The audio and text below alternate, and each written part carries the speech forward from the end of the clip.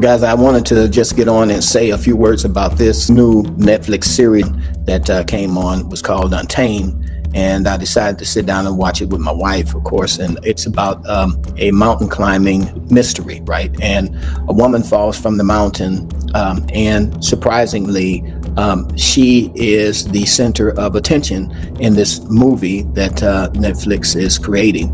But I think sometimes when I see these things, I wonder if they just make these movies and they do a soft reveal, like, of something that is coming.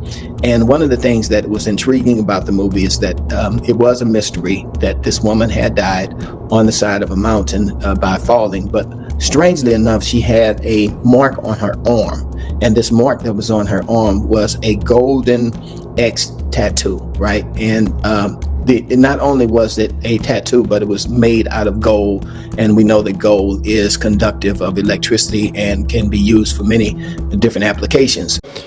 The golden age of America begins right now. It's a shift towards tech for the Trump family business, which is long focused on hotels and resorts. The Trump organization is involved in the social media platform Truth Social and cryptocurrency with the launch of World Liberty Financial, a decentralized finance platform. Trump earned more than $50 million from World Liberty Financial, according to the latest financial disclosure released. The Trump mobile release also will include what the company is calling its T1 phone in August. It's described as a, quote, sleek gold smartphone engineered for performance. The company says it's, quote, proudly designed and built in the United States for customers who expect the best from their mobile carrier. The launch comes amid criticism of the First Family's various business ventures. While Eric and Donald Trump Jr. are running the business bearing the president's name, critics have raised ethical questions and accused Trump of a money grab during his time in office. Trump has put his name on a hodgepodge of products leading up to and during his second term, including everything from watches and hats to Bibles and guitars. Hey, many fish. It's the 4th of November, 2017. And I can't not just touch on this iPhone X one more time briefly from the technological aspect of it, from the layman's view. These are very, very cool gadgets, and they can do a great deal of things, but you're literally looking at a mirror into the beast. This is a technology that's going to literally entrap you even further than you already are. Okay? It's a black mirror. And I'm going to explain to you what I mean, because if you go to their page here, and if you observe how long this page is, well, if you go through the page, it pretty much wants to just tell you how great the cameras are, how great the photos it takes, how good the video is, on and on and on. Photos taken with the iPhone. The one eye symbolism. That's very suggestive. On and on and on. The one eye, the rainbow, yada, yada, yada. Make what you will of that. The upside down. One eye. It's just ridiculous. But this is what I wanted to show you.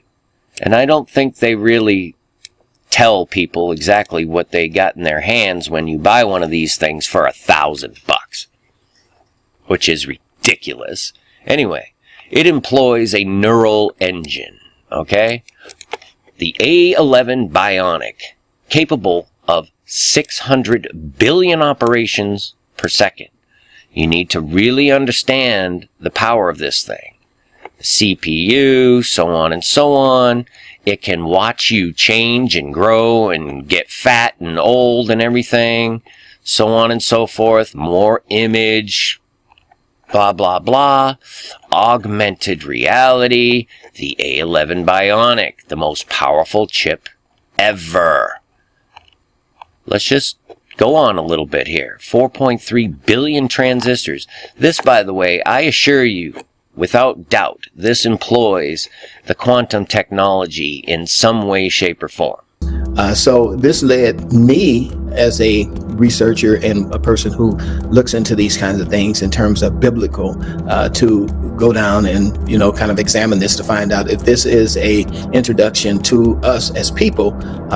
How they do. They like to hide stuff in movies. And is this a way that they are actually revealing something to us that is coming?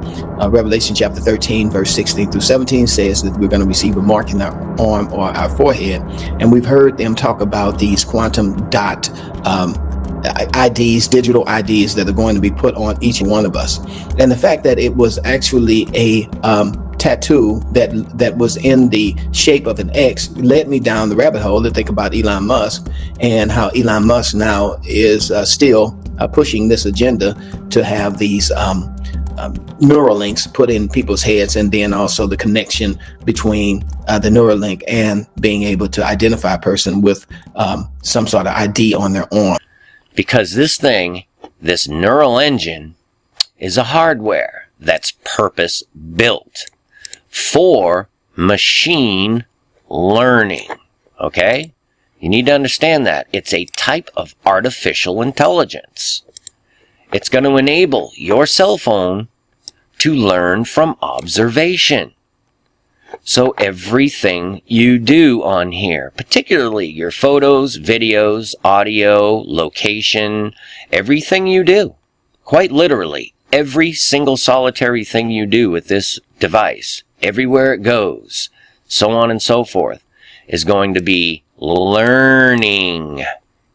Learning you better than you.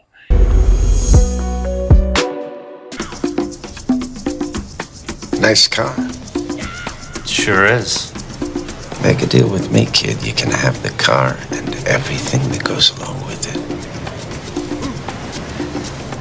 Please allow me to introduce myself. I'm a man, well, and taste. Give me smile, kid. Give me smile. I've been around for a long year.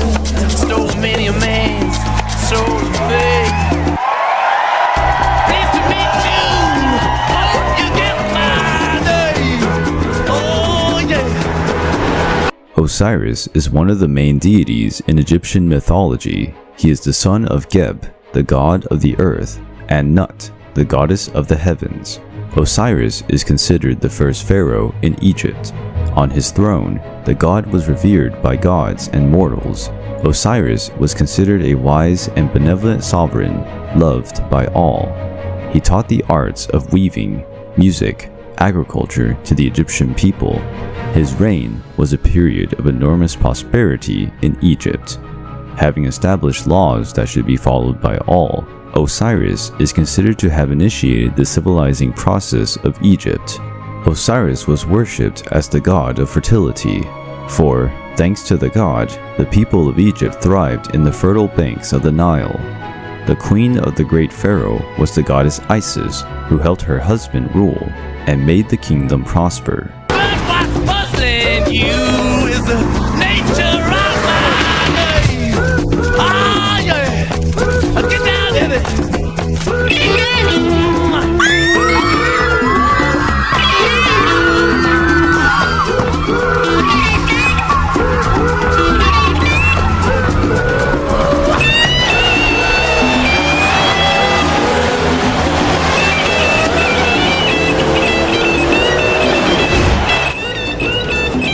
So what do you say? And your surroundings. And I promise you, it'll be communicating with other devices, with the 5G system in real time.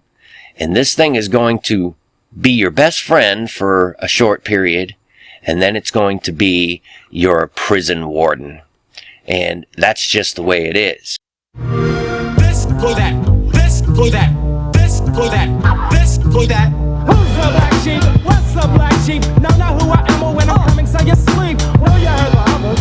Only still the lovers. Then of course, the choice is yours. You can get with this, or you can get with that. You can get with this, or you can get with that. You can get with this, or you can get with that. I think we'll get with this, for this is where it's at. Where it's at. Come on. This for that. This for that. This for that. Because this beast is learning humanity to the point where it is literally going to just tell you what to do, for lack of a better way to put it. You're handing away your sovereignty. You're giving away your ability to be a free human being when you partake in this system.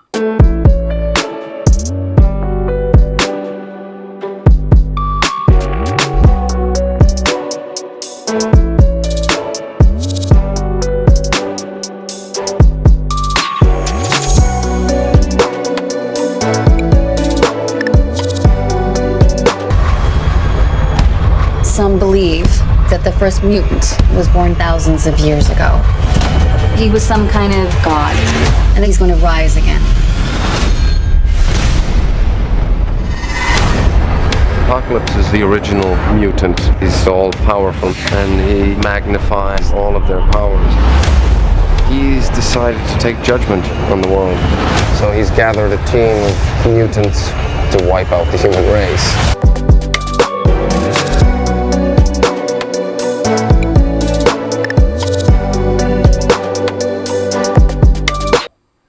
There are little ways around it, but it's here. It's not going to be stopped. So what are you going to do? Well, I suggest at the very least, if you're going to carry a smartphone, get yourself a small pouch that blocks the signal when you're not using it. You at least give yourself a level of privacy, if you even care. But I'll tell you what, folks, this is a giant stepping stone in the building of this beast system.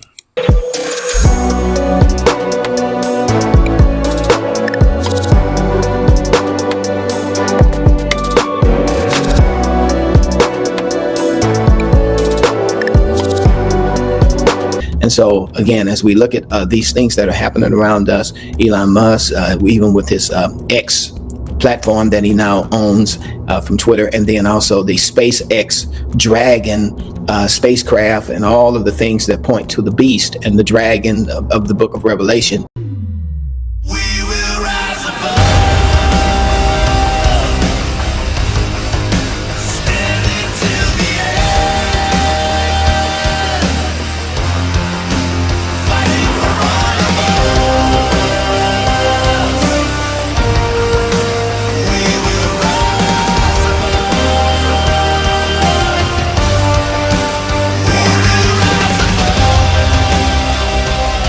You got to wonder whether or not they are actually showing us something that is to come to pass. And so I just wanted to get on and say something about this. It is a Netflix series that is on television currently right now. And, they start out pretty entertaining. It's about rock climbing. And, I sat down and watched it with my wife. And of course, as I was watching it, I said I couldn't help but see some of the Easter eggs that they have in these movies that they play out before us, so that we will begin to wonder about the future, and just have this in the back of our mind that it's not unusual for people to have tattoos like this, maybe normalizing it.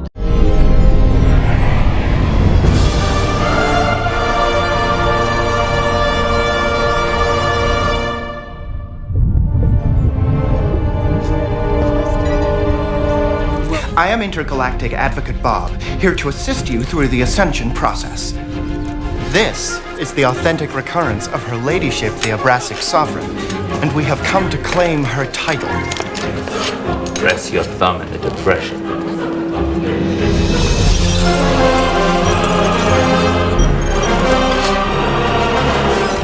Seals and signets are on sub 33. Your Majesty.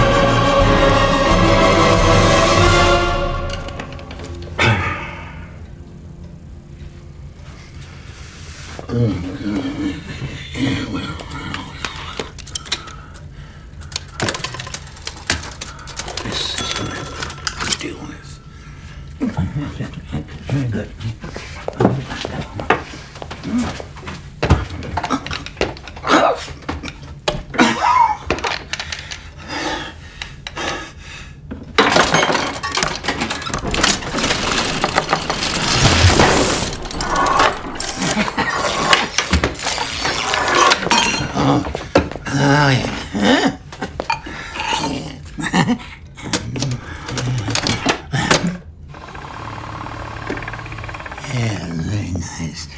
Would Your Majesty kindly place your wrist here? Yes.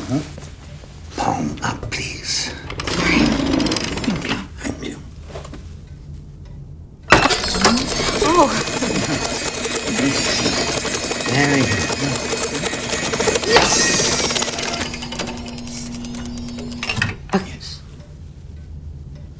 It's cool. Very nice. Ladies and gentlemen of NASA, this is Charles Xavier. Help is on the way. We're doing space missions now. Cool. We get the astronauts, we bring them home. Go. Heat signature's rising fast. We gotta get out of here. Simply put, this country and this world benefit from your commitment to Jesuit principles, to being men. As a graduate of another great Jesuit institution, Xavier University, I have great affection for the value and purpose of a Jesuit education.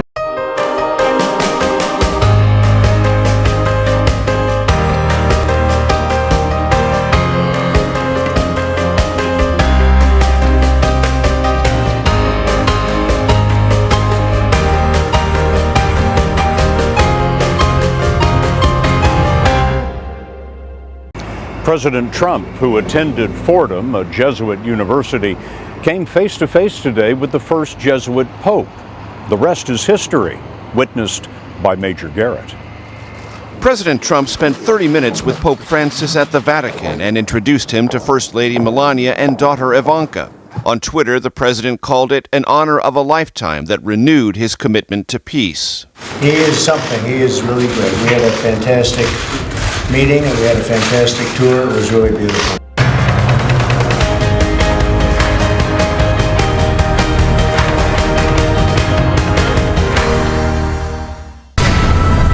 Where's Jean? Where is she? Jean!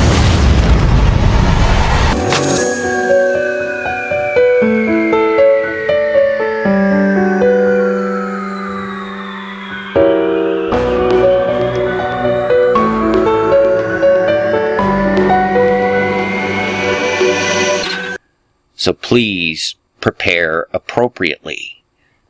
Seek Christ Jesus, because he will show you the truth and give you great peace in times of, let's say, darkness.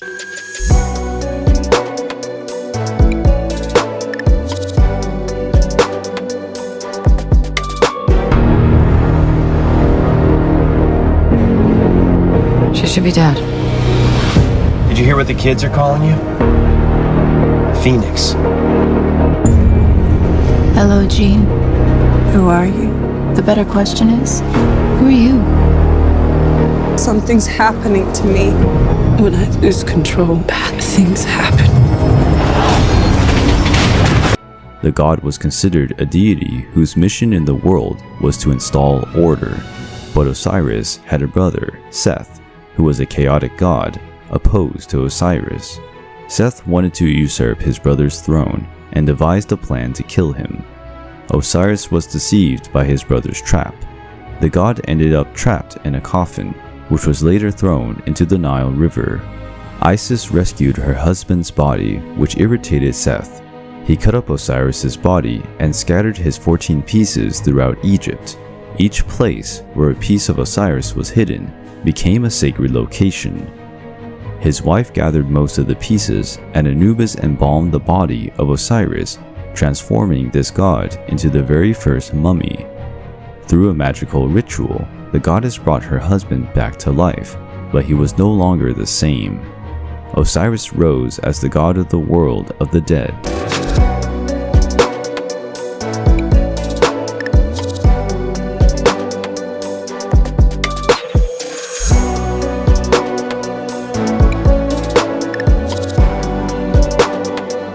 It all started with Caesar Augustus, born on September 23, 63 BC, who would adopt the title Divi Filius, which means Son of God.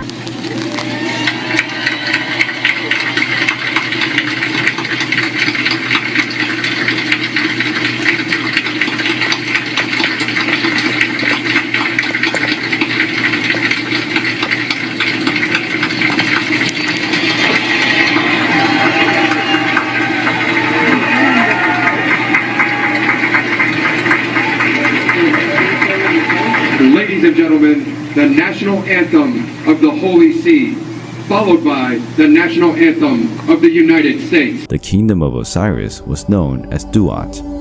In their kingdom, newcomers were judged in the Hall of Two Truths, where their hearts were weighted. On one side, Anubis placed a feather of Mat, the goddess of justice, and on the other, the heart. If the heart was heavier than the feather, because of the sins committed, it would be thrown at Ammit, the devouring monster. If the heart weighed no more than the feather, the deceased was taken to Osiris for the final judgment. He always had 4 followers. Like the 4 horsemen of the apocalypse.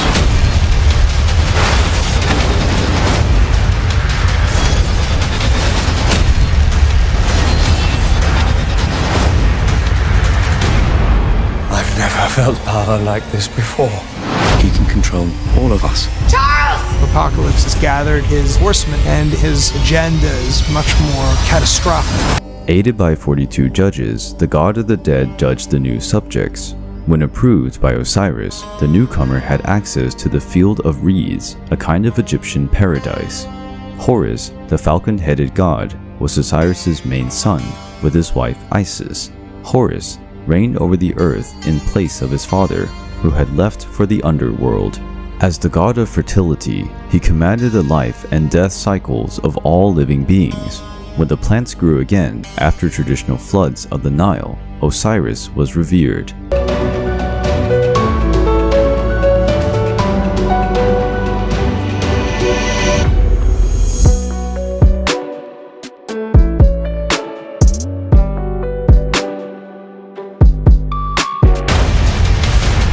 Apocalypse and the Horsemen, they're very powerful. The whole world is at stake.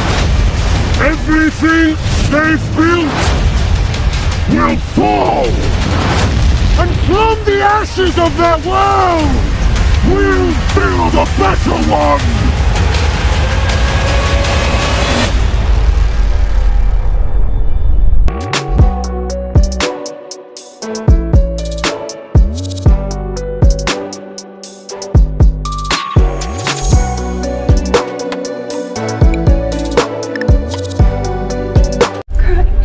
Does anybody actually believe this? Under the circumstances. Apparently everybody.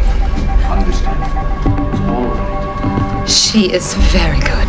These victors are angry, Katniss. They'll say anything to try and stop the games. I suggest you do the same. PD, you have contributed so much to Panem over the years. I don't know who we will miss more, you or your brain. The Quarter Quo were written into law by men. Certainly it can be unwritten. Yes.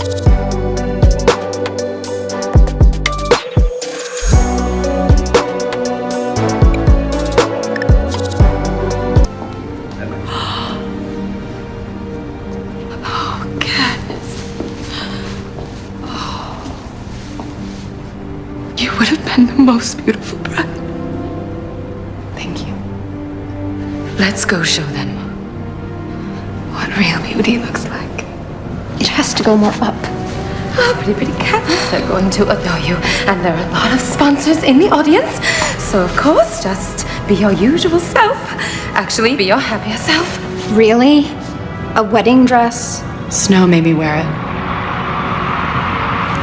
Ladies and gentlemen, please welcome. You know, Make him pay for it. Fire! The victor of last year's Hunger Games, Katniss Everdeen!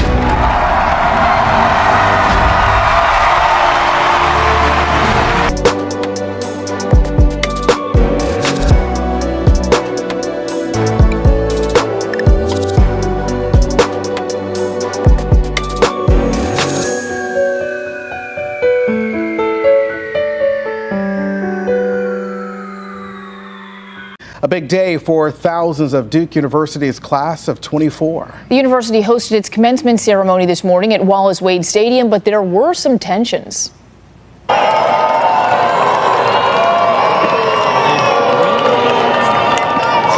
You can hear some booing there and see some students walking out. Dozens of students walked out while others shouted "Free Palestine" to protest the introduction of the commencement speaker, Jerry Seinfeld, who supported Israel throughout the war in Gaza. Despite the protests, the actor and comedian addressed graduates using some humor. I am here today at the gracious invitation of President Price and the Duke Board of Trustees because after spending 4 years at what is considered one of the finest institutions of higher education in the world, they apparently feel that perhaps some light entertainment will get you all to the final realization, you know, I think I've really had enough of this place. What does it mean to be a Catholic university? It means we are committed to the ideals of Catholic social teaching. Here at Xavier, it means we support the life and dignity of every individual person, near and far. It means we hear the call to be in community with one another, and we answer. It means we are always working to better support and serve the poor and vulnerable in our communities. It means we show love and respect for God's creation, and we care for our common home. Whether you identify as Catholic or not, there is a home for you here. At Xavier, we see you as a whole person with diverse needs, and we aim to support you. Physically, emotionally, intellectually, and spiritually. We are rooted in a Jesuit tradition. The Society of Jesus, commonly described as Jesuit, is a Roman Catholic order of priests and brothers known for valuing social and environmental justice, interreligious understanding, and service to others, especially the poor and socially marginalized. Inspired by the life and works of St. Ignatius and his companion, our namesake, St. Francis Xavier, we believe every member of our community, no matter their background or experience, can be a person of learning and reflection, of integrity and achievement, in solidarity for and with others. All for one, and one for all.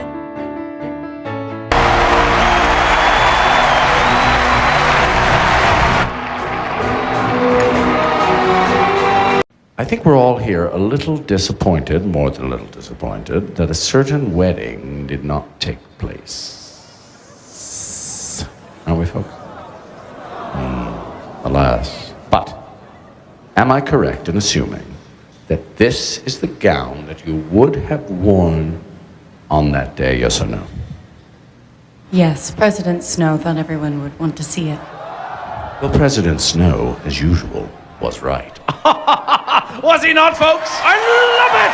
I love it! Don't you love it, folks? It's incredible! It's so gorgeous! Will you do us the honor, please? Please, please.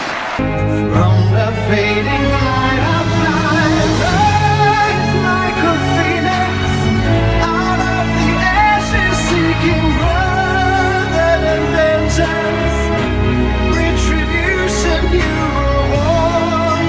Once I'm transformed, once I'm reborn, you know how to rise like a phoenix.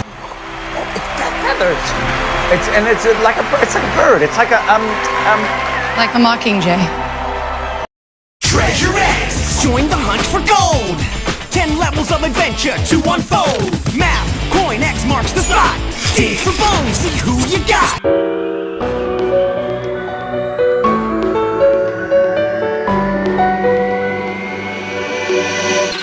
Treasure X! Pirate, pharaoh, samurai, king! Keep digging! 'Cause gold's our thing!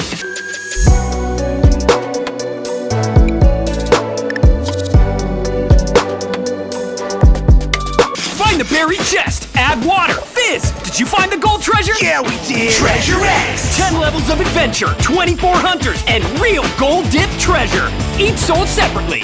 Remember, X marks the spot!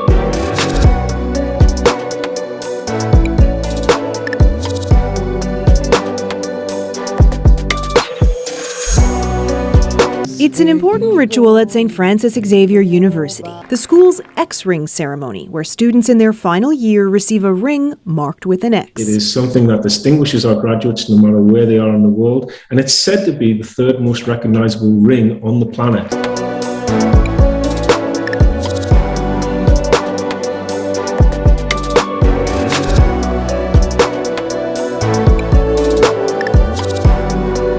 The last kingdom of iron and clay is a Holy Roman Empire. That's why it's sitting around this country. We still have pieces of it. The Senate, the Hill. You look on the municipal buildings, they have Roman gods everywhere. It is a resurrected Roman Empire, and the first Roman emperor was Augustus Caesar. Okay? He was born, here we go, September 23rd, 63 BC. 3 sixes, 666. I mean, it's all intertwined. He is the first Roman emperor. That's why that's dedicated that number, that's on that day. And they believe in a resurrected Roman Empire for a reason. The Holy Roman Empire, the imperial banner, is the double eagle. Get it, folks. Double eagle, double phoenix, doesn't matter. It's all the same. A new world order. It's all the same. And they believe in that one day that it will be resurrected. It's in the works now. That's why they do what they're doing. And here you go. Listen, I go even further here. Adam Duncan. Here's the tagline. It's even on the movie poster. I don't know if you can see. I couldn't find a good copy of it. He was born December 11th, 1987. He died December 12th, 1995. He was reborn September 23rd. Are you seeing here? They're telling you something. That's it. They believe Adam Duncan going to be reborn. He's going to be a duplicate, an antichrist, born 923. Good performance. By 923, the water of life shall proceed forth from the throne of the Lamb, and the day of the Lord shall be... Ladies and gentlemen, the President of the United States. Governor Peabody, members of the faculty, ladies and gentlemen. It is a great pleasure to come back to a city where my accent is considered normal.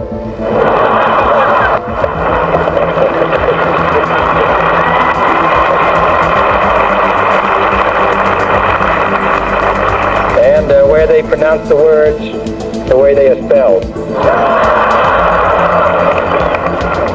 I take a special satisfaction in this day as the recipient of an honorary degree in 1956 from Boston College, and therefore an instant alumnus. I am particularly pleased to be with all of you on this most felicitous occasion. This university, or college, as Father Walsh has described, was founded in the darkest days of the Civil War, when this nation was engaged in a climactic struggle to determine whether it would be half slave and half free or all free. And now, 100 years later, after the most intense century perhaps in human history, we are faced with the great question of whether this world will be half slave and half free, or whether it will be all one or the other. War for the Planet of the Apes. A new start, a new leader will emerge. Guess who the leader of the Planet of the Apes is? His name is Caesar. It's picked for a reason. They're just telling you subtle ways all through the movies and media. And on this occasion, as in 1863, the services of Boston College are still greatly needed. It is good also to participate in this ceremony, which has honored three distinguished citizens of the free world, President Pusey, Father Bunn, and our friend from the world of freedom, Lady Jackson. Boston College is 100 years old by the lifespan of men, but young by that of universities. In this week of observance, you have rightly celebrated the achievements of the past. And equally rightly you have turned, in a series of discussions by outstanding scholars, to the problems of the present and the future. Learned men have been talking here of the knowledge explosion. And in all that they have said, I am sure they have implied the heavy present responsibility of institutions like this one. Yet today I want to say a word on the same theme, to impress upon you as urgently as I can the growing and insistent importance of universities in our national life. I speak of universities because that is what Boston College has long since become. But most of what I say applies to liberal arts colleges as well. My theme is not limited to any one class of universities, public or private, religious or secular. Our national tradition of variety in higher education shows no sign of weakening, and it remains the task of each of our institutions to shape its own role among its differing systems. In this hope, I am much encouraged by a reading in this last week of the remarkable encyclical Pacem in Terris. In its penetrating analysis of today's great problems of social welfare and human rights, of disarmament and international order and peace, that document surely shows that on the basis of one great faith and its tradition, there can be developed counsel on public affairs that is of value to all men and women of goodwill. As a Catholic, I am proud of it, and as an American, I have learned from it.